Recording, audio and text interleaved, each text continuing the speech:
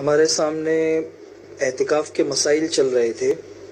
کل آپ لوگوں کو میں نے اعتکاف کا مطلب بھی بتایا تھا، پھر اعتکاف کے کچھ فضائل بھی سمجھائے تھے، اور اعتکاف کی 3 بنیادی قسمیں ہیں وہ بھی آپ لوگوں کو بتا دی تھی۔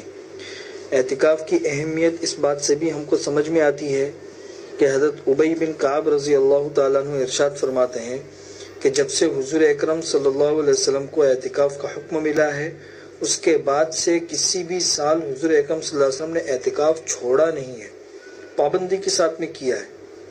اور ایک سال کسی سفر کی وجہ سے حضور اکرم صلی اللہ علیہ وسلم اعتکاف نہیں کر سکے تو اس کے بعد والے سال 20 دن کا حضور نے اعتکاف کیا۔ یہ گویا کہ ایک طرح کی قضا تھی کہ بھئی گزشتہ سال اگر نہیں بیٹھ سکا تو پھر اس سال میں اس کی قضا کر دیتا ہوں۔ تو اس سے اہتمام سمجھ میں آتا ہے۔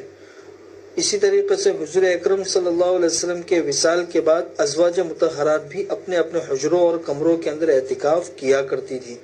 تو اس سے بھی یہ بات سمجھ میں آتی ہے کہ جس طریقے سے مردوں کے لیے اعتکاف ہے، اسی طریقے سے عورتوں کے لیے بھی اعتکاف ہے۔ تو چونکہ حضور اکرم صلی اللہ علیہ وسلم نے یہ اعتکاف زندگی میں پابندی کے ساتھ میں کیا ہے، اس لیے رمضان کے آخری عشرے کا اعتکاف یہ سنت مؤکدہ علی الکفایہ ہے۔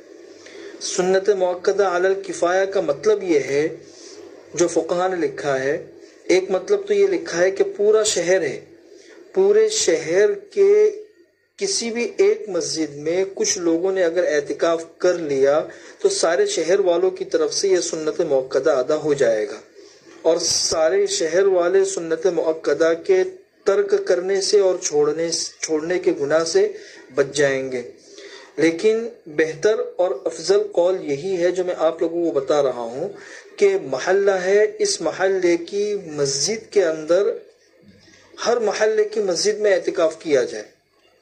پورے شہر میں تو بہت سی مساجد ہوتی ہے، ایک محلہ ہوتا ہے، اس محلے کے اندر بھی بہت سی مساجد ہوتی ہے، تو محلے کی ہر مسجد کے اندر تقریباً اعتکاف کیا جائے تو اس اعتکاف کے کرنے سے سنت مؤکدہ علی الکفایہ ادا ہو جائے گا۔ مسجد کے اندر جس طریقے سے تراویح ہوتی ہے، اسی طریقے سے مسجدوں کے اندر اعتکاف بھی ہونا چاہیے۔ اگر کچھ لوگوں نے اعتکاف کر لیا مسجد میں تو اس پورے محلے والوں سے یا اس مسجد کے اطراف میں رہنے والے مسلمانوں سے یہ سنت مؤکدہ ادا ہو جائے گی۔ اب آج کل مسجدیں بند ہیں، آپ لوگوں کو پتا ہے، لیکن کم سے کم مسجد کے اندر 5-6 لوگوں کے نماز پڑھنے کی اجازت ہے۔ خود مسجد کے اندر کا اسٹاف ہے، امام ہے، مؤذن ہے، اور اس کے علاوہ خادم ہے، اور کچھ ذمہ دار حضرات بھی مسجد کے اندر نماز پڑھتے ہیں۔ تو تقریباً ہر مسجد میں اس بات کو لازم بنایا جائے کہ کم سے کم 1-2 لوگ اعتکاف میں بیٹھ جائے تاکہ سنت مؤکدہ علی الکفایہ ادا ہو۔ اگر مسجد کے اندر کوئی بیٹھنے والا نہیں ہے، باہر سے اگر کسی کو بیٹھنا ہے تو مسجد کی انتظامیہ سے بات کرے، اور مسجد کی انتظامیہ سے بات کر کے اس سنت مؤکدہ کو ادا کرنے کی کوشش کرنی چاہیے۔ مسجد میں 5-6 لوگ تو ویسے بھی ہوتے ہیں، ان میں سے 2-3 لوگ بیٹھ جائے تو کوئی بہت بڑی بات نہیں ہے۔ لیکن لوگ پوچھتے ہیں کہ آج کل لوگ گھروں کے اندر ہے تو کیا مردوں کا گھروں میں اعتکاف کرنا درست ہوگا یا نہیں ہوگا؟ تو یہ مسئلہ اچھی طریقے سے سمجھ لیجئے کہ مردوں کا اعتکاف صرف مسجد میں ہی ہوتا ہے، گھروں میں اعتکاف مردوں کے لیے درست نہیں ہے۔ گھروں میں جو اعتکاف ہے وہ صرف عورتوں کے لیے، چونکہ وہ مسجد میں نہیں جا سکتے، اور مردوں کا اعتکاف مسجد کے اندر ہوتا ہے۔ اس لیے گھروں کے اندر مرد حضرات اعتکاف میں نہ بیٹھے، گھروں کے اندر عورتیں اعتکاف میں بیٹھ سکتی ہے۔ دوسرا یہ مسئلہ بھی سمجھ لیجئے کہ آخری عشرے کا جو اعتکاف ہے سنت مؤکدہ علی الکفایہ، تو گھروں میں عورتوں کے بیٹھنے کی وجہ سے یہ سنت مؤکدہ علی الکفایہ ادا نہیں ہوگا۔ یعنی مردوں کی جو ذمہ داری ہے کہ ہر مسجد کے اندر وہ اعتکاف کرے، کم سے کم 1-2 لوگ بیٹھے، اور یہ جو سنت مؤکدہ پورے محلے والے اور مسجد کے اطراف والوں کے اوپر جو ضروری ہے، تو یہ ضرورت عورتوں کے گھروں میں بیٹھنے سے ادا نہیں ہوگی۔ اگرچہ عورتوں کے گھروں میں بیٹھنے کی وجہ سے ان کو سنت مؤکدہ کا ثواب ضرور ملے گا، لیکن جو علی الکفایہ کا ذمہ داری ہے وہ مردوں کے ذریعے ہی پوری ہوگی۔ عورتیں جو گھروں کے اندر اعتکاف میں بیٹھتی ہیں تو ان کے لیے یہ بات اچھی طرح سمجھ لیجئے کہ پورے گھر کی ایک ساتھ میں اعتکاف میں نیت نہیں کر سکتی۔